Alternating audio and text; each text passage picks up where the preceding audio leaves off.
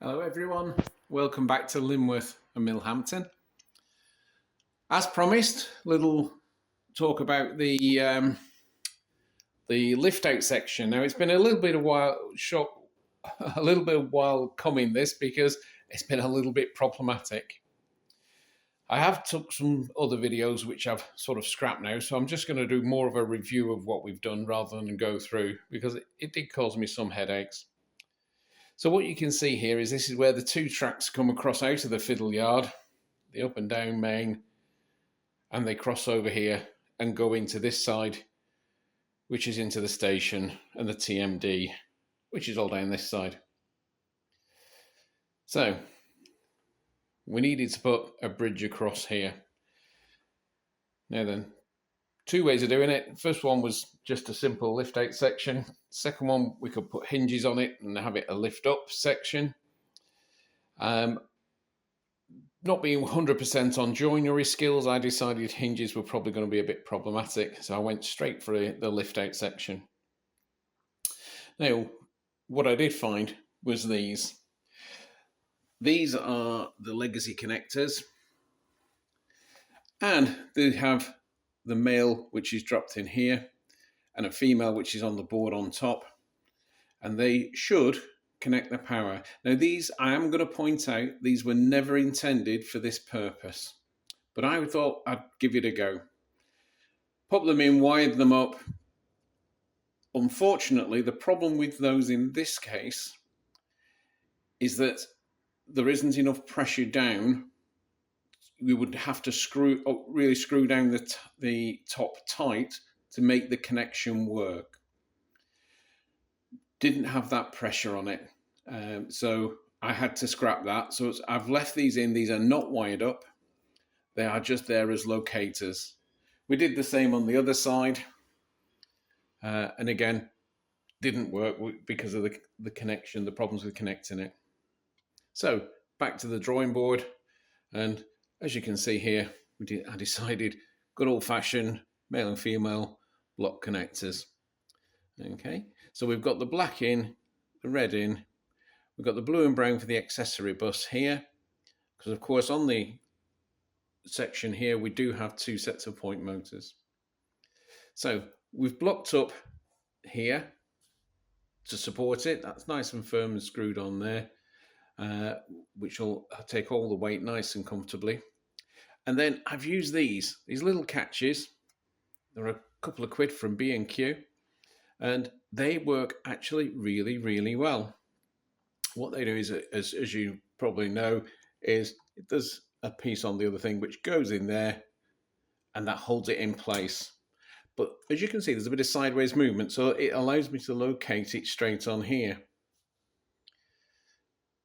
The other thing we tried to do was these, the ProTrack rail aligners.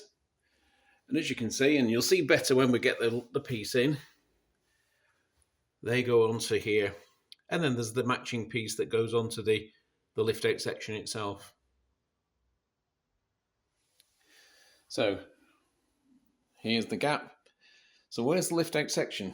Quite handily, this section of under here just happens to be the right length. So I've put a little bracket on either side so that when it's not in use, the lift out section drops down there. As you can see underneath, the point motors and the wiring are all nicely safely off the floor. Nothing's going to get banged or knocked. Okay, so I'm going to pop this on the tripod, and then you can see how quick and simple it is for me to drop that into place. I'll be back in a minute. Okay, so we're back again. So here we go. We're going to lift this into place, and we just pop those little connectors into the brackets there. Oops. One on either side.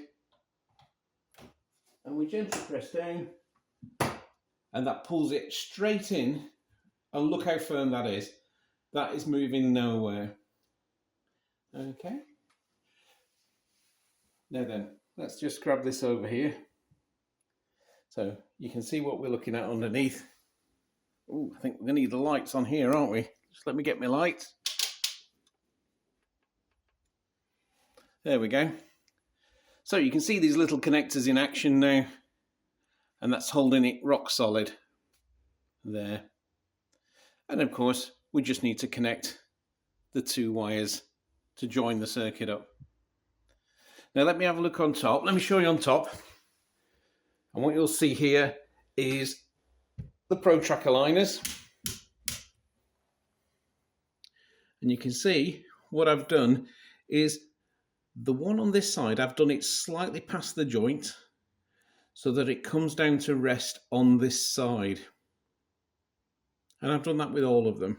So it overhangs slightly. I thought that was better than trying to get the gap in the track level with the gap with this and then getting everything to line up. You might have noticed before I put this on, there's a little piece of white plastic card under here, and I've used that to just raise the levels slightly.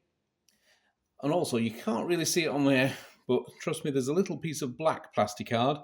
It's 0.75mm on there. Just to level the track. And again, I think, which one is it?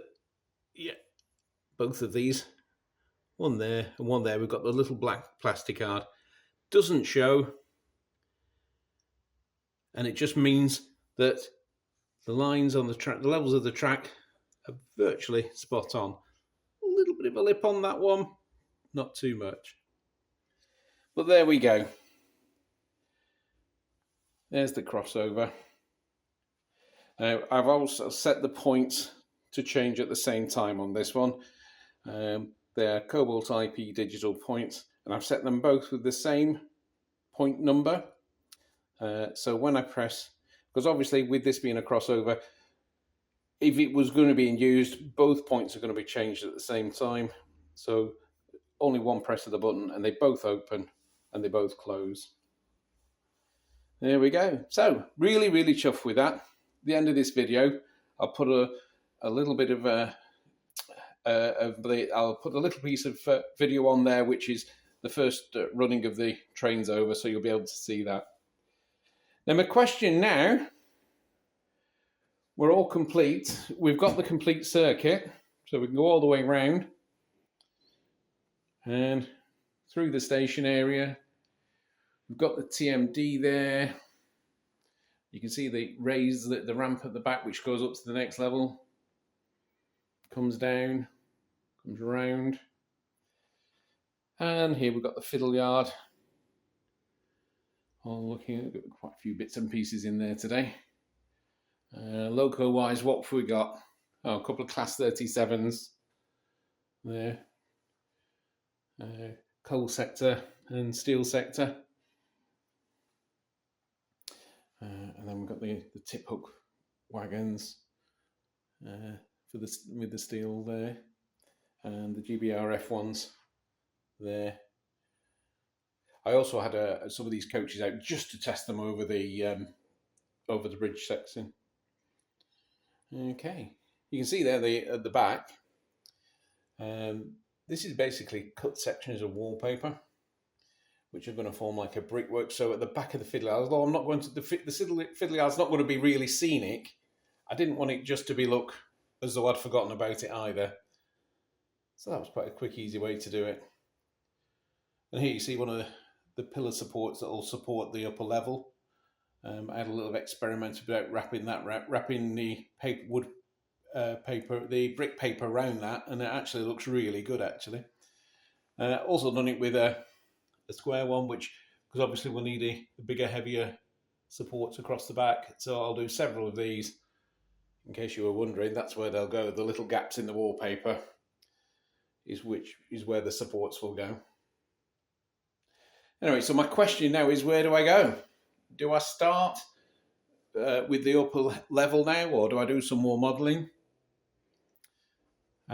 This area here, which I'm using as a workbench at the moment, but this will have the carriage sidings and a goods area. So we'll have carriage sidings coming down at the bottom and then a goods area over here. I thought I'd leave those till later on, purely because it gives me some working space. So what I thought probably next is this corner here. Let me just take this out. So as you can see, the incline comes up here all the way along the back behind the station, and it gets to approximately that height. It needs to go slightly higher, I think, but it now needs to turn around the corner because that also needs to cross. And then I do have a laser cut MDF bowstring bridge, which will form the bridge, which will go across somewhere in this area here in the middle of the air and cross over to the section on the right, which will be the raised section. Okay, but to be able to do that, I need to bring the track round and still up a little bit. So what I'm thinking of doing now is looking at this section here. And what I'm contemplating at the moment is making this whole section into a hillside. So we'd have a tunnel entrance here into the hillside. I could even put my canal. I always wanted a canal on it somewhere, so I could possibly put a canal going across the top there. And then hillside down into the sidings area and leveling up with that. And then it's hopefully a third radius curve should bring it round nicely to go across to the opposite side over there. Now I could do that. I could start with that. Or I could go back to the TMD and start doing some detailing around the TMD. I could start doing the work around the main lines there at the back and the incline section. Get some scenic work done. But I think I'm leaving the scenic work for now. I think I'm more inclined to go over to this side and head over to this corner here and start building this up. I think that's probably what we'll do. Anyway, thanks very much for listening. And as usual, give me some likes and subscribe if you haven't already subscribed. And thank you to everybody that has subscribed. It's really nice to see so many of you have done. And what we'll do, I'll leave you with the video of the trains running across the section. A nice little bit there. You hear me getting a little bit excited because it genuinely was the first time they ran across, and it was very successful. But any comments, any suggestions? If you don't think I should do that corner, you think I should get on with modelling, you just tell me what you think I should be doing. Okay, cheers. Thanks a lot, guys. Take care now. Bye-bye. Well, with the fire and whistle wiring done, here's the first test at both tracks at once, over the bridge. Pair of Class 37s there. Decided it wasn't worth going too fast for the first trial. We've got one of the little wagon, one of the GVRF coal wagons has just got a wheel off there, I think. I'll have to check into that. But the steel one's gone through nicely.